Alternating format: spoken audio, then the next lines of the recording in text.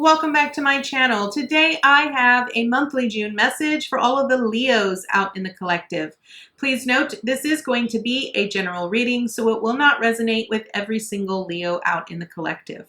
I ask that you take with you what resonates and leave the rest behind. If you are new to my channel, welcome to Eileen Into Spirit. My name is Eileen Rouse. I'm a psychic, intuitive, and a spiritual essence coach, and I provide you with guidance, wisdom, and inspiration every other week right here on this channel. Without further ado, Leo, let's go ahead and dive right into your monthly message. All right, Leo, you know the drill. This is going to be a 9-card draw, so let's get shuffling. What information and what insight can you offer Leo this month, Spirit? Leos, I want to welcome you back. It's been a pretty crazy month. Things in my life have gotten very busy, so I look forward to the days that I actually get to film and do something a little bit different. So Leos, we are starting out with the 9 of Cups. A wish fulfillment is coming through, and I absolutely love this. I feel that a lot of you have a lot of excitement, things that you're really enjoying in your life. There's a lot of fulfillment going on, and I absolutely love this for you here, Leo. So I feel that this 9 of Cups is sort of, now understand that this 9 of Cups is where you currently are, okay? And I feel that with all of this joy, it's really about expecting things to be joyous and to be fulfilled. I want to point out that if you're not really feeling that in this energy right now, know that that is the expectation. You're needing to expect those kinds of things to sort of come to the forefront, because I feel like maybe you sort of feel like, maybe you sort of feel like you're sort of drowning and you're not really, it's like you don't feel like you're actually getting that wish fulfillment. Maybe things haven't really been going your way and you really feel like, or nothing's happening, okay? Because kind of what they're telling me is that you kind of feel like nothing's happening. Understand that there's a lot of things going on behind the scenes that you can't ultimately see. I'm feeling that you're going to need to, so I have 2 kings here that just showed up for you here, Leo. So understand that this is, okay, all right. Let me just get this last card. Okay. So we can dive right in because we have a lot to talk about here, Leo. Okay, first card up represents where you currently are, and as I mentioned, you are at the 9 of Cups. Now, this 9 of Cups, again, is a wish fulfillment, and it is an opportunity for you to start feeling like you are loved, like you are appreciated, like you are supported. It's also an opportunity for you to sort of recognize and recognize your own worth and your own value. I kind of feel like in the past, you haven't really been very fulfilled. I feel like you've sort of been let down by outside sources, maybe by outside people. And you kind of were in this space where you're needing to sort of be a little bit reflective and really think about your past, experiences, and really look at things in a different way, but also be very hopeful, okay? I want to point out here that Spirit is really telling me that you're not very hopeful. And I can tell you that the first thing that I heard was that the moment I said, this is a wish fulfillment that's coming through for you. And I almost want to point out that some of you were like, yeah, right, great.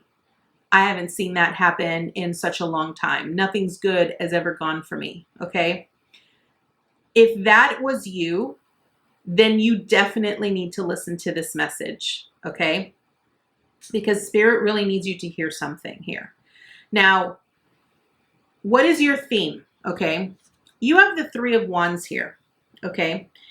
And I feel like that the reason you feel like nothing good is going to ever happen to you is because you're sitting around waiting for stuff to just happen.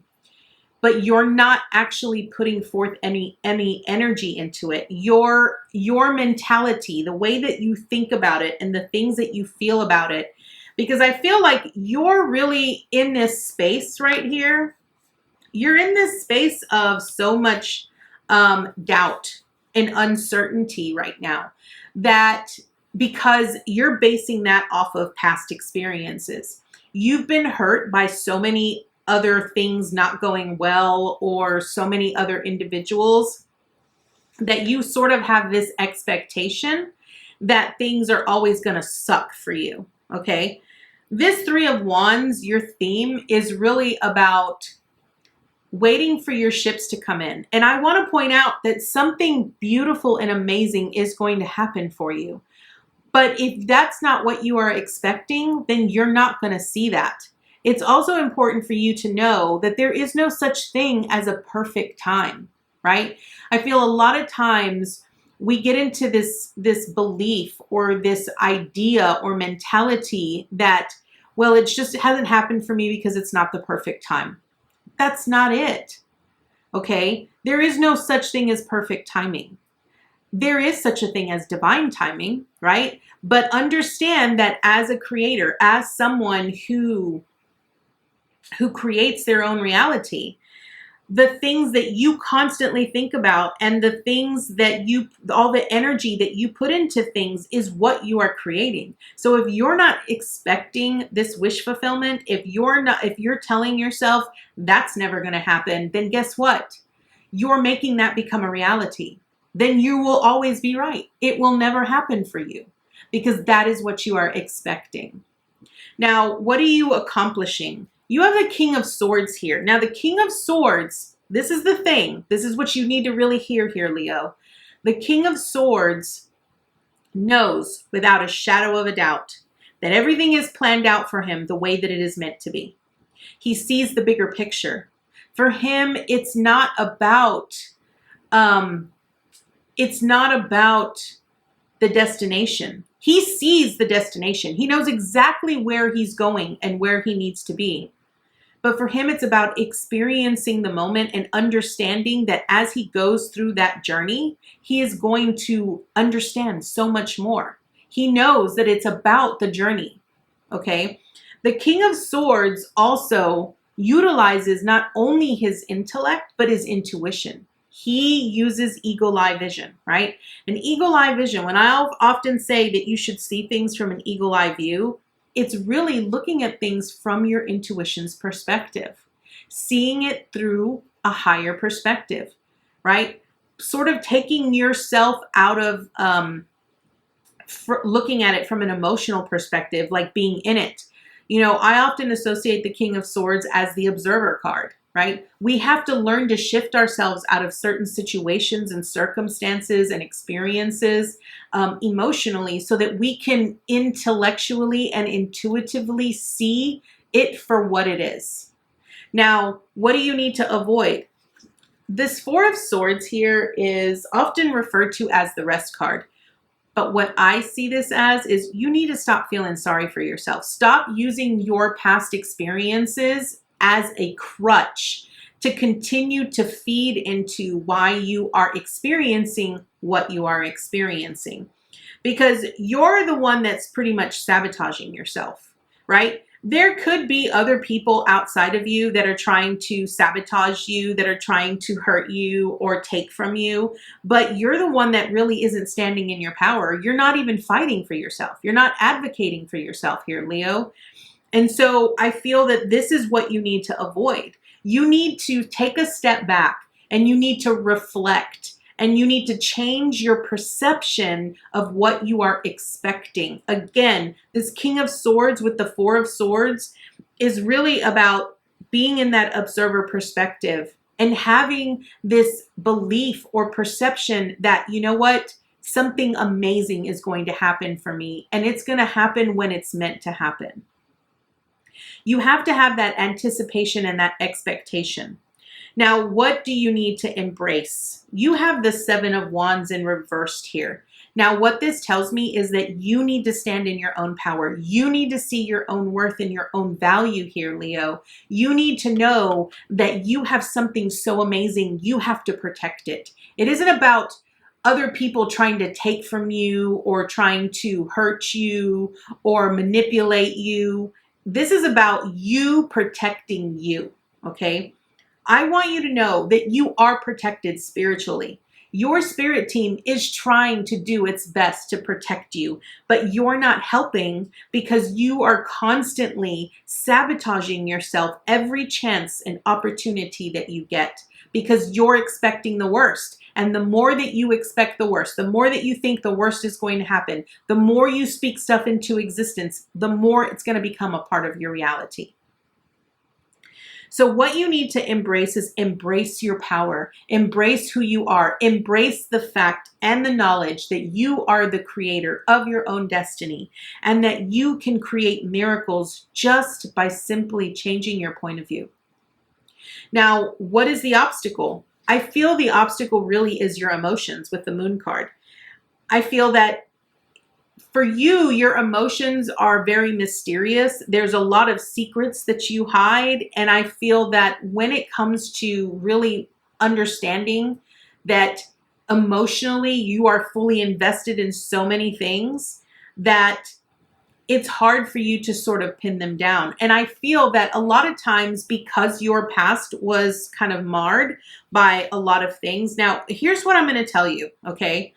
Because I'm someone who tried to run from my gifts for a very long time. Like more than 10 years, I tried to run from my gifts. And every time I tried to shun them, every time I tried to hide them, every time I tried to pretend that they didn't exist, they got stronger. And it was at one point when Archangel Michael stepped up and said, no matter what you do, they are never going to go away.